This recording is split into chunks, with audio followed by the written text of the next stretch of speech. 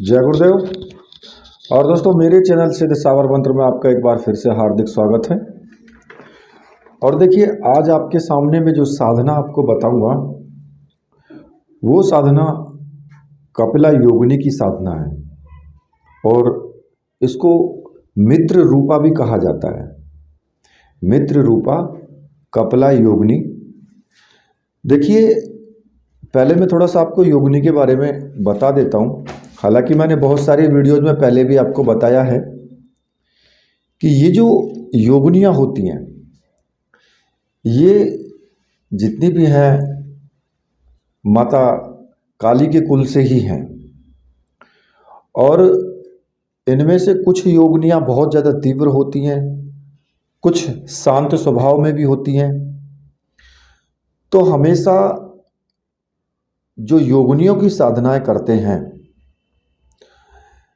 वो जो 60 कर्म हैं, मारण मोहन वशीकरण उच्चाटन, ये जो 60 कर्म हैं ये सभी इन योगिनियों की सहायता से बड़ी सरलता से किए जा सकते हैं। क्योंकि जो योगिनियाँ होती हैं वो इन 60 कर्मों में ही चलती हैं। सबसे ज़्यादा तांत्रिक प्रभाव जो होता है वो योगिनियों का ही होता है 60 कर्मों में। और आपकी जानकारी के लिए मैं बता दूं कि जितनी भी महाविद्याएं आती हैं ये सब योगिनियों में ही आती हैं और ये सब माता दुर्गा के ही रूप से उत्पन्न हैं। उन्हीं की सब सहचरी हैं ये। तो ये सब सभी योगिनियां ही हैं। तो देखिए, इनकी जो साधनाएं हैं वो कई प्रकार से की जाती है।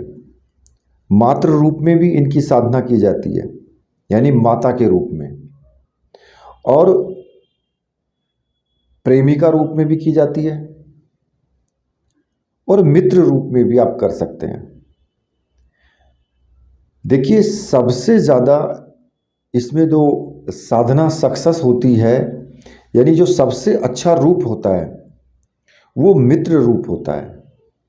क्योंकि अगर आप सोचते हैं कि प्रेमिका रूप में कर लें तो प्रेमिका रूप में साधना करने की हिम्मत बहुत ज़्यादा होनी चाहिए। क्योंकि इन साधनाओं में वासना का कोई भी स्थान नहीं है। अगर आप सोचें कि भाई प्रेमिका रूप में साधना करने से हमें सभी चीज़ों की पूर्ति हो जाएगी, वासनात्मक भी और पैसे की भी और तंत्र क्रियाओं की भी, तो आप समझ लीजिए कि आपका इस दुनिया से दाना पानी उठ गया है। मतलब कि शमशान घाट में पहुंचने वाले हो बस। तो इसलिए जो प्रेमी का रूप है उसमें साधना करने का अर्थ है कि वो हर किसी के बस की बात नहीं है।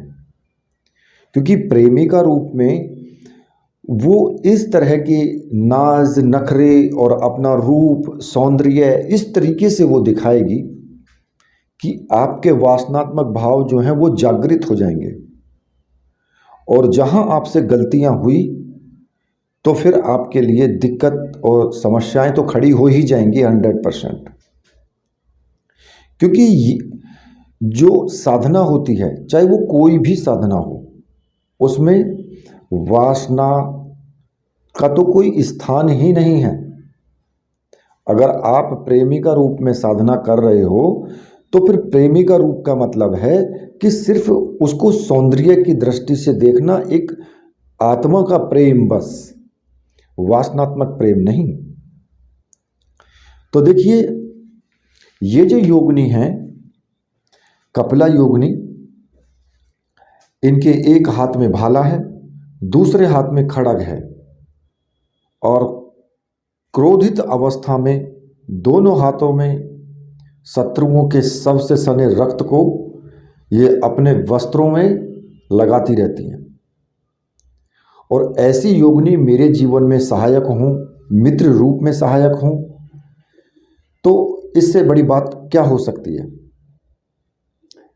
तो देखिए, जो अगर आप सौम्य रूप में साधना करते हैं, और ये सौम्य साधना ही है, और अगर आप इसको मित्र रूप में करते हैं, क्योंकि मैं तो आपको कहूँगा कि मित्र रूप में ही इनकी साधना करना, क्योंकि अगर मित्र स्वरूप में करते हो तो वो क्या क्या नहीं कर सकता।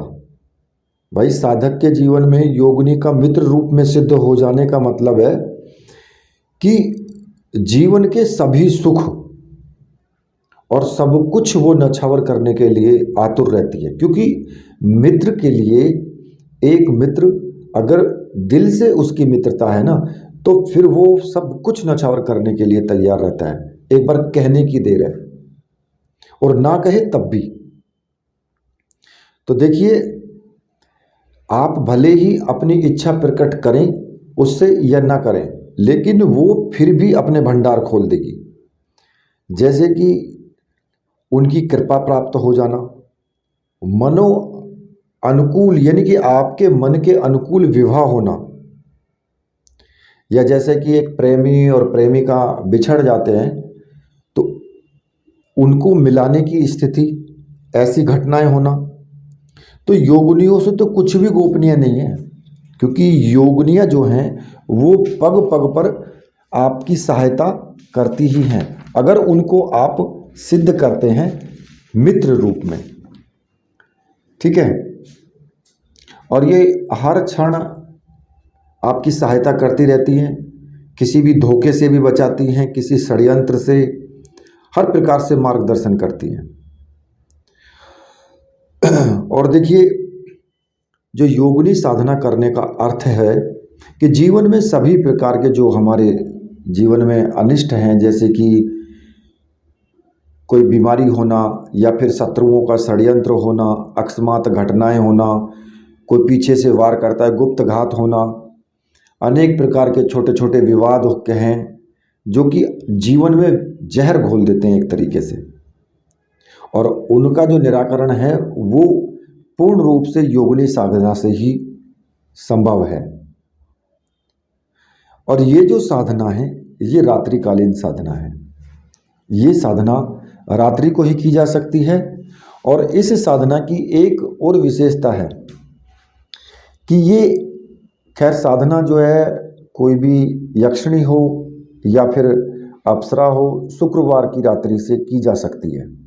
ठीक है, और एक विधान और है इसका कि अगर साधना को एकांत में किसी भी वृक्ष के नीचे बैठ कर के संपन्न किया जाए इसको, लेकिन अगर वृक्ष के नीचे बैठकर संपन्न नहीं कर सकते हो, भाई घर से बाहर नहीं जा सकते हैं, क्योंकि बहुत से व्यक्ति को डर लगता है, तो जो घर से बाहर जा कर के नहीं कर सकते हैं तो फिर वो क्या करेंगे कि किसी भी वृक्ष की डाली, वृक्ष की जो डाली होती है ना, उसको ला करके और पूजा स्थान में थोड़ी सी मिट्टी के एक ढेर में उसको गाड़ दें अपने पूजा स्थान में, या फिर आंगन में कोई पौधा हो तो वहाँ भी बैठ करके की जा सकती है, या उस पौधे को भी पूजा स्थान में लाया जा सकता है।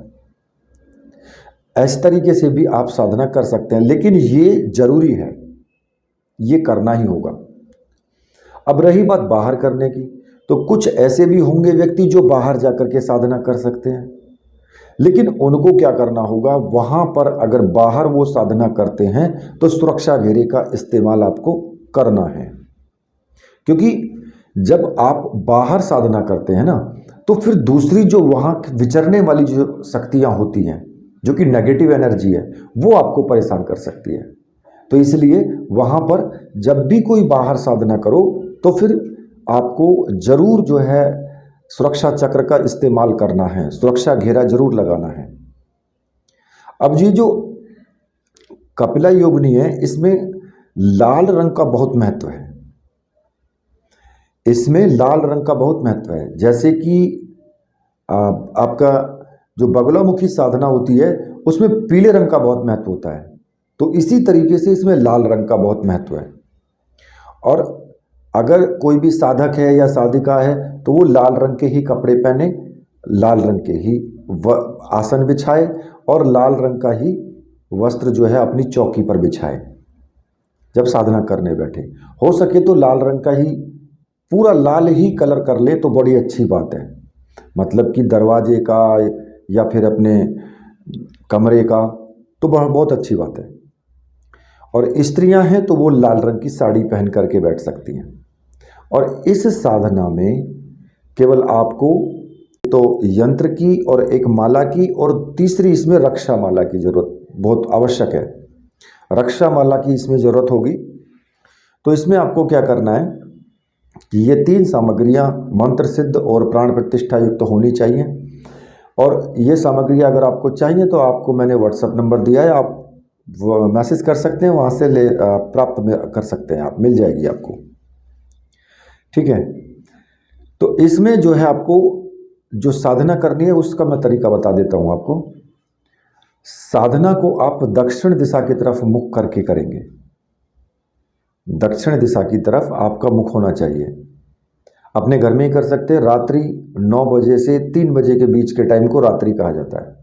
किसी भी शुक्रवार से रात्रि को 9 बजे स्नान आदि करके, लाल वस्त्र धारण करके और पूजा कक्ष में बैठ जाएं।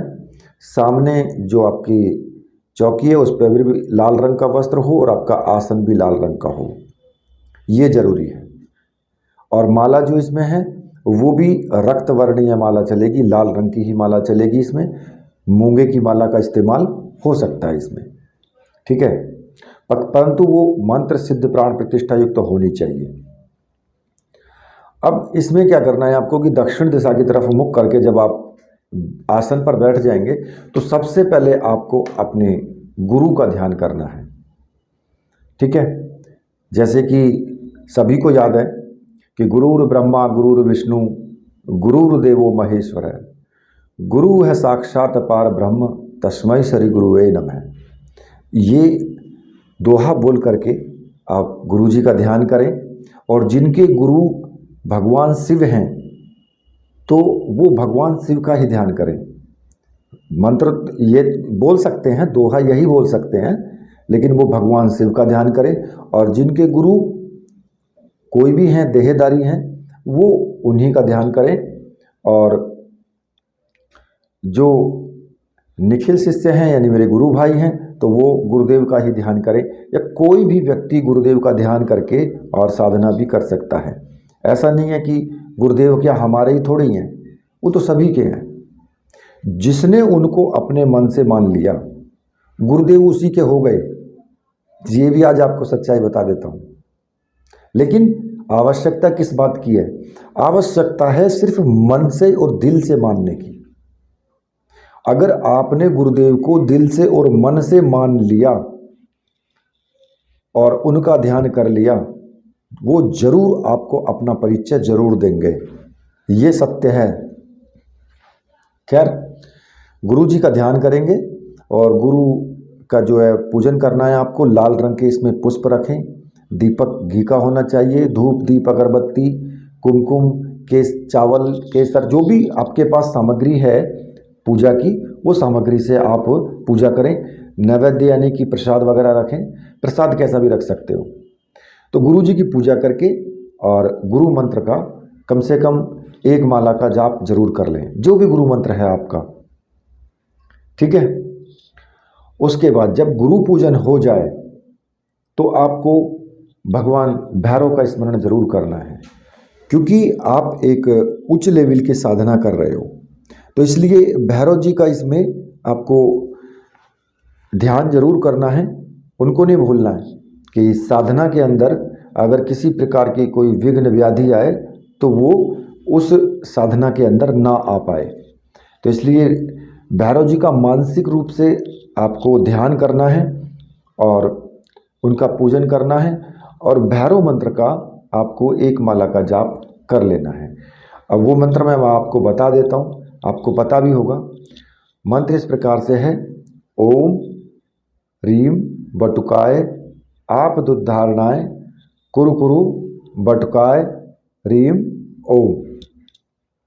इस मंत्र का आपको जाप कर लेना है। 1 माला का जाप आप कर लें। अब जब गुरु पूजन हो जाए तो गुरु पूजन के बाद में एक तांबे का पात्र ले लें और उसमें योगिनी यंत्र को स्थापित कर दें।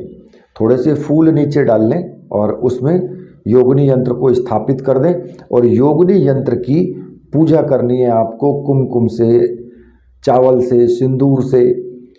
और इसमें जो दीपक आपको जो जलाना है वो तेल का दीपक आपको जलाना है, ठीक है।